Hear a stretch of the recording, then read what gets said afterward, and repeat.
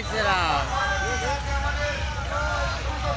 ভগবান শ্রীরামচন্দ্রের মূর্তি এবং একদম শেষ র্যালি শেষে আছে আমাদের সহযোগী রাম ঠাকুরের বিশাল একটি দল।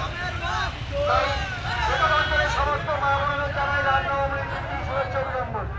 আজকে বেশিরভাগ মায়েরাই রামনবমী পালন করেছেন, তাই সমস্ত মায়েদের জানাই রামনবমীর তৃতীয় শুভেচ্ছা। তার সঙ্গে এলাকাবাসীদের সমস্ত এলাকাবাসীদের জানাই রামনবমীর তৃতীয় শুভেচ্ছা।